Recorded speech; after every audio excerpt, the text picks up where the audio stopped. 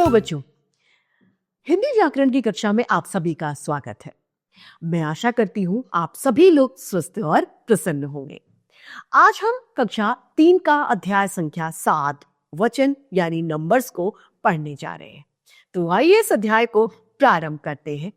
यह है अध्याय संख्या 7 वचन नंबर। तो वचन किसे कहते हैं? वचन के माध्यम से हम किसी व्यक्ति या वस्तु का एक होना या एक से ज्यादा होने का पता लगा लेते हैं। वो किसके माध्यम से? वचन के माध्यम से। अतः ये कहा जा सकता है जिस माध्यम से हमें किसी व्यक्ति या वस्तु का एक या एक से ज्यादा होने का पता चलता है, वचन कहलाते हैं। आइए शुरू करें। देखिए, पढ़िए और समझिए।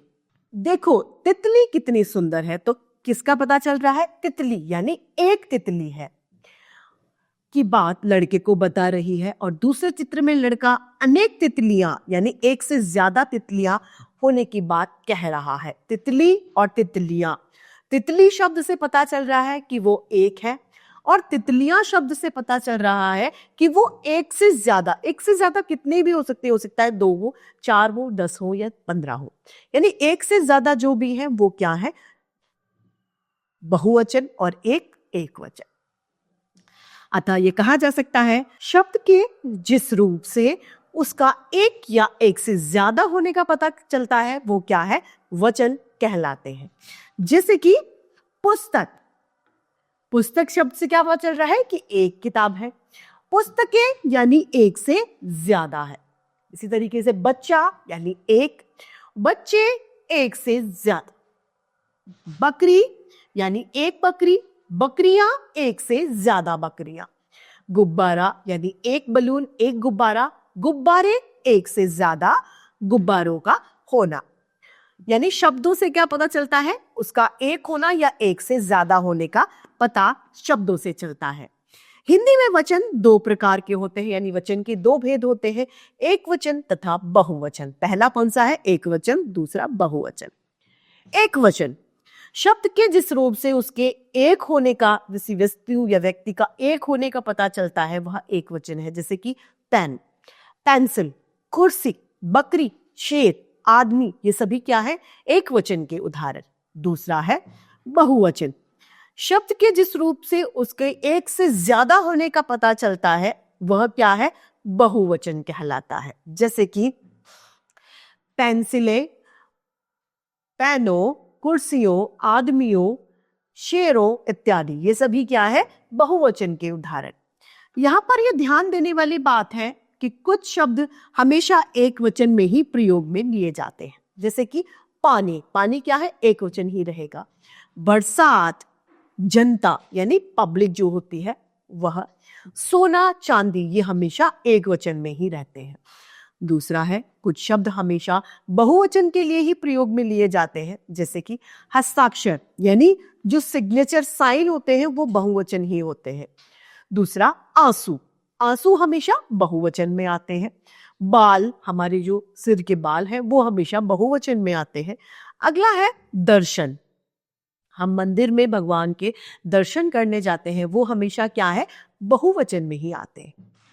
अगला है बहुवचन बनाते समय ई तथा ऊ की मात्राएं ई और ऊ में बदल जाती है, यानी बड़ी ई की मात्रा छोटी ई में और बड़े ऊ की मात्रा छोटे ऊ में परिवर्तित हो जाती है। जैसे कि सखी, सखियां, तो ई की मात्रा बड़ी से छोटी में यहां पर परिवर्तित हो गई। मिठाई, मिठाइयां, यहां पर ई की मात्रा छोटी ई में बदल जाती है। दवाई, दवाइयां, तो क्या हो गया? बड़ी ई छोटी ई में परिवर्तित हो गई। वधू, वधुएं, तो ऊ की मात्रा बड़े ऊ की छोटे ऊ में बदल गई। तो ये एक वचन बदलने का नियम होता है। आदर सूचक जितने भी शब्द होते हैं वो हमेशा बहुवचन में होते हैं, क्योंकि देखिए हम कहते हैं पापा आ रहे होंगे, पापा तो एक ही है, लेकिन हम आदर की वजह से उसके लिए, उनके लिए क्या प्रयोग में लेते हैं? आ रहे होंगे, क्योंकि वो आदर सूचक शब्द है। पापा ऑफिस जा रहे हैं, पिताजी एक है, फिर भी हम आ रहे हैं या जा रहे हैं का प्रयोग करते हैं क्योंकि आदर सूचक शब्द है। प्रधानाचार्य जी पढ़ा रहे हैं आदर सूचक शब्द है, इसीलिए यहाँ पर बहुवचन वाले शब्दों का हमने प्रयोग किया है। तो आइए कुछ अन्य एक वचन शब्दों के बहुवचन शब्दों को पढ़े और इन्हें याद करते हैं। एक वचन है प्याला, बहुवचन प्याले। जूता, जूते। बधाई, बधाइयां। दुकान, दुकानें। बात, बातें। लड़का, लड़के। माला, मालाएं। बालिका, बालिकाएं। तिथि, तिथियां। चूहा, चूहे। मेला, मेले। बकरी, बकरियां। कली, कलियां। रोटी, रोटियां।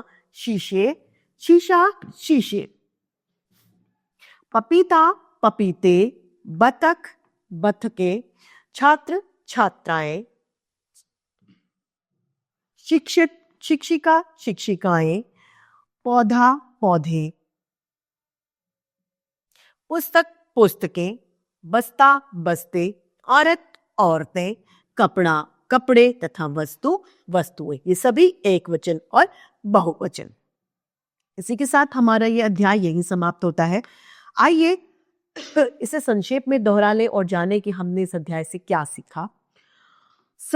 शब्दों की संख्या बताने वाले शब्द वचन कहलाते हैं। वचन के दो भेद होते हैं, एक वचन तथा बहुवचन। कुछ शब्दों का प्रयोग हमेशा एक वचन के लिए किया जाता है, कुछ शब्दों का प्रयोग हमेशा बहुवचन के लिए किया जाता है। वचन के अनुसार वाक्य के रूप बदल जाते हैं। आदर सूचक शब्द सदैव बहुवचन में प्रयोग में किए जाते हैं। तो इसी के साथ हमारा यह अध्याय और आज की हिंदी की कक्षा यही समाप्त होती है। फिर से हिंदी व्याकरण में ऐसे अध्याय लेके आप सभी के समक्ष हम प्रस्तुत होते रहेंगे। आज के लिए इतना ही, फिर मिलते हैं। धन्यवाद।